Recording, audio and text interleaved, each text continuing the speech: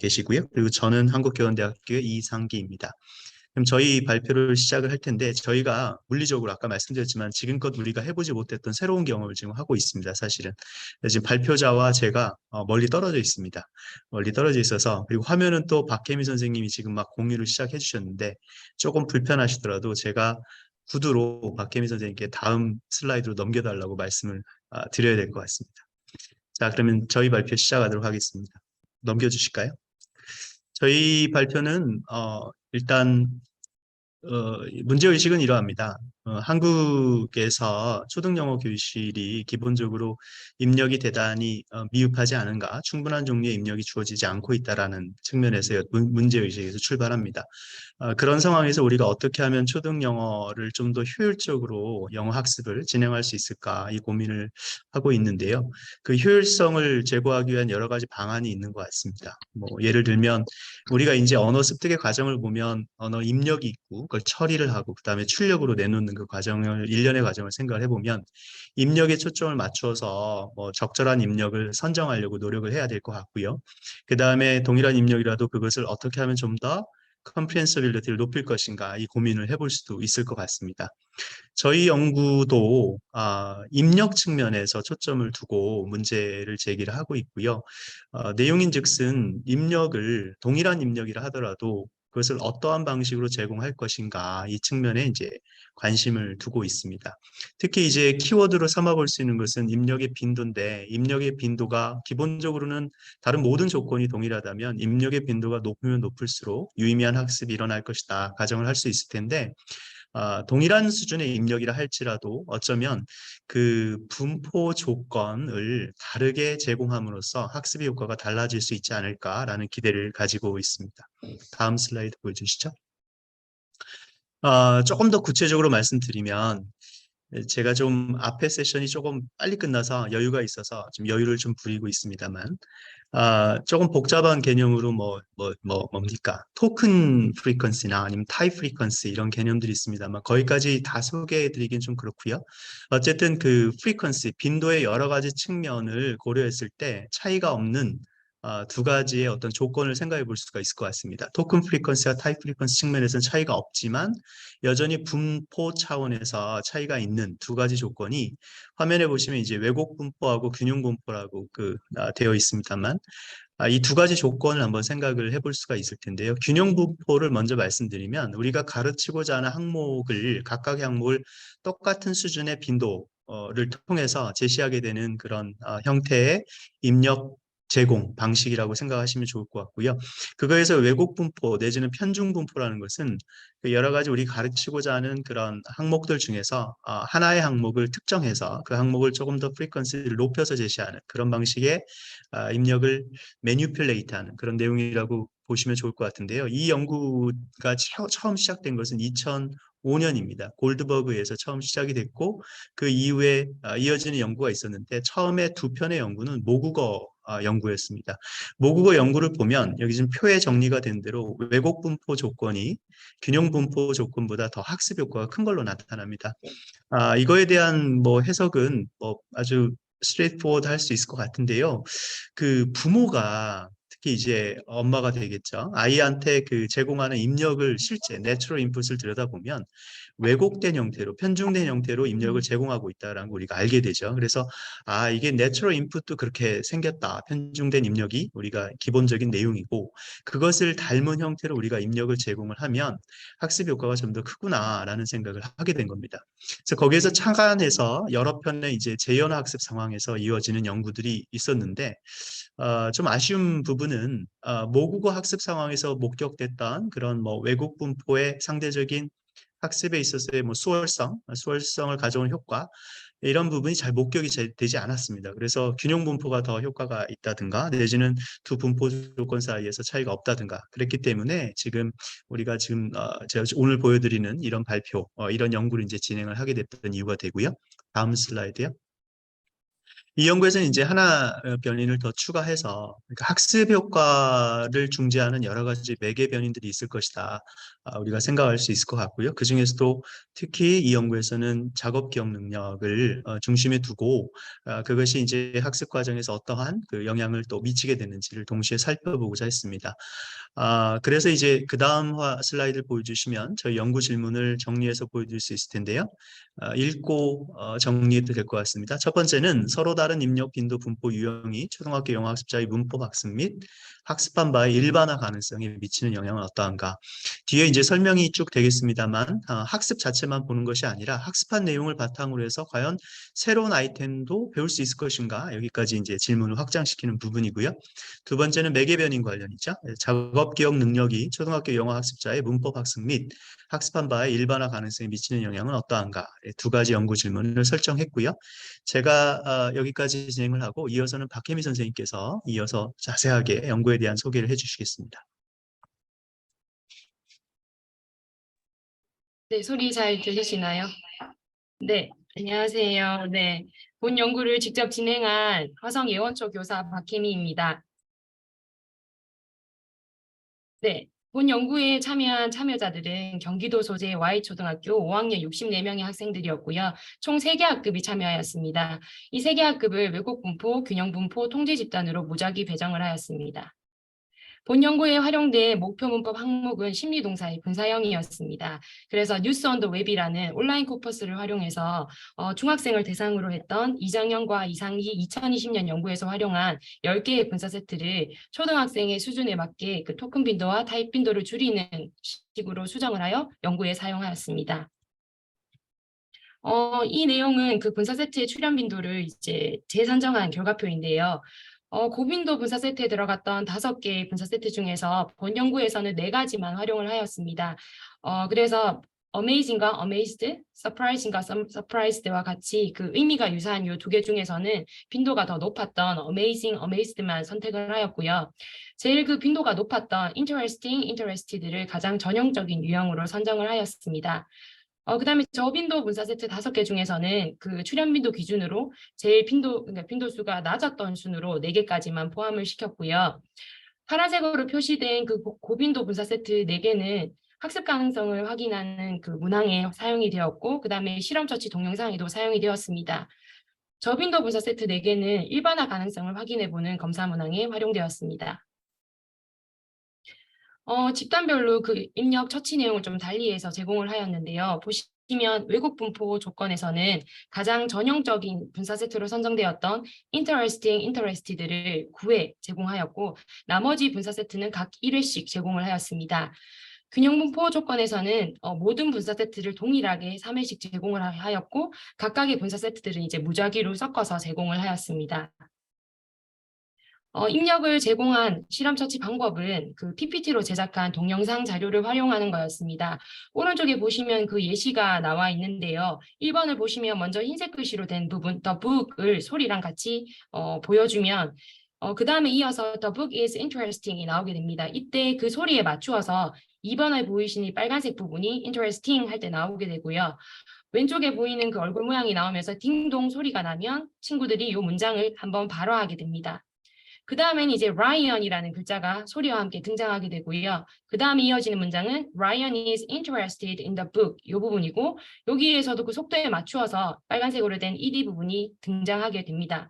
마지막으로 다시 한번 얼굴 모양이 딩동 소리와 함께 나오게 되면 그걸 다시 한번 읽으면서 한 세트가 마무리가 되는 거고요. 총 12세트가 이루어졌습니다. 그 다음 본 연구에 사용한 검사 도구 중에서 첫 번째는 사전 어휘 능력 검사지입니다. 분사 세트의 동사 기본형 8개와 기타 어휘 32개를 활용한 그 영어 어휘에 대한 우리말 뜻을 적도록 했고요. 40문항 중에서 70% 이상의 정답을 맞춘 학생의 결과만 통계 자료에 포함하였습니다. 더불어 입력 빈도 분포 유형의 효과를 확인하기 위해서 사전, 사후, 지연된 사후 검사 단계에서 활용한 이해력 측정 검사, 그다음에 사용 능력 측정 검사가 있습니다. 여기서 이해력 측정 검사에서는 척도화된 문법성 판단 과업을 활용했고요. 사용 능력 측정 검사에서는 그림 묘사 과업을 활용하였습니다. 여기 보시면 두 가지 예시가 같이 나와 있는데요. 이해력 측정 과학 예시가 왼쪽, 그 다음에 사용 능력 측정 과학 예시가 오른쪽인데 둘 다 공통적으로 우리말로 된 점화 문장을 제시하였습니다. 그래서 이 점화 문장에는 상황과 맥락을 간단하게 설명하는 그런 내용이었고요. 학생들이 이 내용을 읽고 이해력 측정 과학 이해력 측정 과학 같은 경우에는 그 문법 목표 문장을 읽고 그 목표 문장의 문법성을 판단하면 되는 거였고, 사용능력 측정 과학에서는 그 문장을 읽고 거기에 적절한 현재 분사 혹은 과거 분사를 선택해서 쓰면 되는 과업이었습니다. 더불어 두 개의 검사 모두 다 14개의 문항으로 각각 구성되었고요. 학습 가능성 확인을 위한 고빈도 분사 세트 4개, 그 다음에 일반화 가능성 확인을 위한 저빈도 분사 세트 4개, 더불어 필러 문항도 6개가 포함이 되었습니다. 그래서 현재 분사에 닮은 꼴인 현재 진행형 시제 문장 3개와 과거 분사에 닮은 꼴인 수동태 문장 3개가 포함되었지만 나중에 채점을 할 때는 필러 문항은 제외하고 채점을 하였습니다. 마지막으로 작업 기억 능력을 측정하기 위한 개념폭 검사입니다. 총 16문항이었고요. PPT로 제시를 하였고 우리말로 진행이 되었습니다. 오른쪽 예시에서 보시는 것처럼 하나의 문항당 9개의 단어가 한 번에 하나씩 1초씩 이렇게 제시가 되었는데요. 이 9개의 단어는 서로 다른 3개의 범주에서 비롯된 단어들이고요. 이 9개를 다 보고 나서 하나씩 보고 나서 마지막에 야채에 해당하는 단어 3개는 이런 식과 같이 문제가 등장하면 아이들은 자신들의 그 기억을 더듬어서 그 범주에 해당하는 단어 3개를 기억해내서 답지에다 적는 구조였습니다. 이때 답지를 작성할 수 있는 그 문항당 그 답을 적을 수 있는 시간은 15초로 동일했습니다. 다음은 연구 절차 및 자료 분석 내용입니다. 본 연구는 3 곱하기 2 다별량 분산 분석 및 위계적 회귀 분석을 통해서 그 자료가 분석되었고요. 유의 수준 0.05에서 분석되었습니다. 연구 진행 절차는 보시는 바와 같이 3차 시에 걸쳐서 진행이 되었고요. 1차 시에는 모든 집단을 대상으로 어휘력 검사랑 사전 검사를 실시하였고 2주 후에 실험 집단에게는 실험 처치 동영상을 보여준 다음에 사후 검사를 실시하였고요. 통제 집단에게는 실험 처치 동영상 시청 없이 사후 검사만 실시하였습니다. 다시 2주 후에 마지막으로 모든 집단을 대상으로 지연 사후 검사와 작업 기억 능력 검사를 실시하였습니다. 실험 처치 전에 집단 간 동질성을 검증하였는데요. 아래 보시는 내용처럼 집단 간 평균 점수의 차이가 통계적으로 유의하지 않은 것으로 나타났기 때문에 실험 처치 전 집단 간 동질성은 검증된 것으로 보입니다. 그리하여 이 이후에 생기는 점수의 차이는 실험 처치에 의한 것으로 생각해 볼 수 있습니다. 사후 검사 결과에 대한 기술 통계량입니다. 보시는 것처럼 문법성 판단 과업에서는 비리 집단, 그러니까 균형분포 집단이 학습과 일반화 가능성 모두에서 가장 높은 평균 점수를 보였고요. 그림 묘사 과업에서는 학습 가능성 측면에서는 SD 집단, 그러니까 왜곡 분포 집단이 가장 높은 평균 점수를 보였고, 일반화 측면에서는 비리 집단이 가장 높은 평균 점수를 보였습니다. 사후 검사 결과에 대한 다별량 분산 분석 결과입니다. 입력 빈도 분포 유형은 초등학교 영어 학습자의 분사형 학습 및 일반화 가능성 양 측면에서 통계적으로 유의한 수준의 영향력을 미치는 것으로 나타났고, 구체적인 수치는 아래를 확인하시면 되겠습니다. 더불어 사후 검사 결과에 대한 개체 간 효과 검증 결과입니다. 입력 빈도 분포 유형은 분사의 학습 가능성에 있어서 이해와 사용 측면 모두에서 통계적으로 유의미한 영향력을 가지고 있었고, 그 효과 크기도 큰 수준이었습니다. 일반화 가능성에 있어서는 이해 측면만 통계적으로 유의미한 영향력을 가지고 있었고 그 효과 크기 역시 큰 수준이었고요. 사용 측면에서는 그 영향력이 통계적으로 유의하지 않은 것으로 나타났습니다. 이번에는 지연사후 검사 결과에 대한 기술 통계량입니다. 보시는 것처럼 문법성 판단 과업에서는 비리 집단이 학습과 일반화 가능성 모두에서 가장 높은 평균 점수를 얻고 있었고요. 그림 묘사 과업에서는 SD 집단이 학습과 일반화 가능성 모두에서 가장 높은 평균 점수를 보이고 있었습니다. 지연 사후 검사 결과에 대한 다별량 분산 분석 결과입니다. 입력 빈도 분포 유형은 학습 및 일반화 가능성의 양 측면 모두에서 통계적으로 유의한 영향력을 지니지 못했습니다. 아래 구체적인 수치 확인하시면 되겠습니다. 이 내용은 집단 내 그 점수 변화를 검증한 내용인데요. 파란색으로 되어 있는 부분은 그 유의 확률 0.05 이하인 내용이고요. 초록색으로 되어 있는 부분은 P값이 0.05, 그러니까 경계에 있지만 그래도 참조해 볼 만한 그런 통계량이라고 생각하여 표시를 해둔 부분입니다. 보시면 그 실험 집단 중에 하나였던 BD 집단은 학습 가능성 측면과 일반화 가능성 측면 모두에서 사전 검사 점수보다 사후 검사 점수가 통계적으로 유의한 수준에서 더 상승한 것으로 보입니다. 또 다른 실험 집단이었던 SD 집단에서도 P 값이 0.05이긴 하지만 사전보다 사후 검사 점수가 더 높았던 것으로 나타났고요. 이에 반해 통제 집단은 사전 검사 점수보다 지연 사후 검사의 점수가 통계적으로 유의한 수준에서 떨어진 것으로 나타났습니다. 이 내용을 종합해 볼 때 실험 처치를 받은 실험 집단 내에서 좀 더 긍정적인 변화가 있지 않았을까 추론해 볼 수 있는 대목입니다.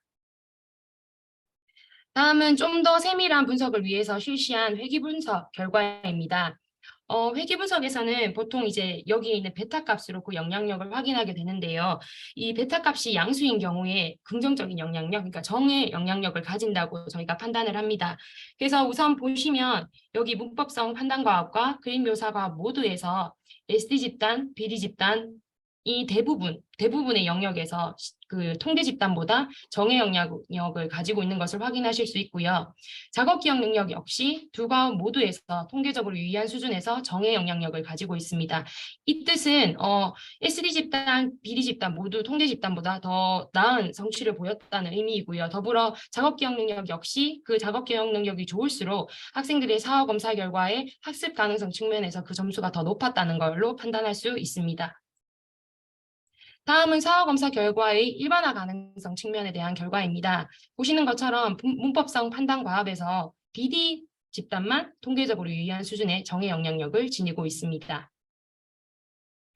다음은 지연 사후 검사 결과의 학습 가능성 측면입니다. 보시는 것처럼 모형 2에서 문법성 판단 과업에서 SD 집단, BD 집단 모두 통계적으로 유의한 수준에서 정의 영향력을 지니고 있었고요. 그림 묘사 과업에서는 SD 집단만 통계적으로 유의한 수준에서 정의 영향력을 지니고 있었습니다. 작업 기억 능력 역시 사용 능력 측정 과업인 그림 묘사 과업에서만 통계적으로 유의한 수준의 정의 영향력을 그대로 가지고 있었습니다. 지연 사후 검사 결과의 일반화 가능성 측면에서는 두 과목 모두 회귀 모형에 부적합한 것으로 나타나 추가적인 통계 분석은 불가능하였습니다. 본 연구의 결론입니다. 보시다시피 본 연구에서도 입력의 주 효과를 통계적으로 유의한 수준에서 확인을 하였습니다. 그래서 교사가 입력의 빈도를 높여서 제시하는 것이 초등 영어 학습자가 분사 형태를 학습하는 과정에 긍정적인 영향을 미칠 수 있다는 것을 확인하였습니다. 더불어 입력 빈도 분포 유형의 효과 역시 사후 검사 다별량 분산 분석 결과를 통해서 통계적으로 유의한 수준에서 그 주 효과를 확인하였습니다. 다만 이제 이 균형 분포와 왜곡 분포 그 둘 중에서 어느 게 더 우세하냐, 어느 것이 더 효과적이냐라고 물었을 때는 그 결과는 여전히 좀 역동적이다라고 말씀을 드릴 수 있겠습니다. 보시면 아까 앞에서 보셨던 내용처럼 사후검사의 다별량 분산 분석 결과, 그 다음에 집단 내에서 사전검사, 사후검사 결과의 대조 결과, 그 다음 회귀 분석 결과들을 종합해 봤을 때 균형 분포 조건이 조금 더 우세해 보이는 부분들이 있습니다만 균형 분포의 효과가 있었던 만큼 왜곡 분포의 긍정적인 영향력 역시 확인을 할 수 있었습니다. 다별량 분산 분석 결과와 회귀 분석 결과를 종합해 보면 사용 측면에서는 왜곡 분포 조건의 그 영향력이 훨씬 더 좋았던 부분들이 있었기 때문에 여전히 이 역시 무시할 수 없는 부분이라 생각이 됩니다. 그래서 이 부분은 후속되는 연구들에서 다시 한번 입력 빈도 분포 유형의 효과를 조금 더 살펴봐야 되지 않을까 생각되는 지점입니다. 작업 기억 능력의 효과는 아까 보신 것처럼 회계 분석 결과처럼 그 학습에 있어서 이해와 사용 측면 모두에서 정의 영향력이 있었고요. 그 다음에 사용 측면에서 그게 좀 더 크게 나타나는 걸 확인할 수 있었습니다. 따라서 본 연구 결과를 통해서 여전히 교사가 입력의 빈도를 높여서 제시할 필요가 있다는 거. 다만 이제 이 입력의 실제 배치 조건을 구현할 때 그것을 좀 효율적으로 제공할 필요가 있겠다. 그래서 그런 방법으로 이제 수업을 설계할 필요가 있겠다. 예를 들자면 이해 중심의 수업인 경우에는 균형 분포, 그 다음에 사용 기능 중심의 그 수업에서는 왜곡 분포를 활용해 보는 그런 수업으로 설계해 보는 게 어떨까? 이런 제안을 드릴 수 있을 것 같고요. 그리고 이런 과정에서 작업 기억 능력과 같이 학습자 간 개인차를 야기하는 여러 언어적성 요인들에 대한 고려도 신중하게 필요하다고 생각이 됩니다. 제 발표는 여기까지고요. 시간 관계상 충분히 설명드리지 못한 부분이 있습니다. 그래서 좀 더 문의사항 있으시면 여기로 연락을 주시면 될 것 같습니다. 네, 이상입니다. 감사합니다. 네, 수고 많으셨습니다. 뭐 저도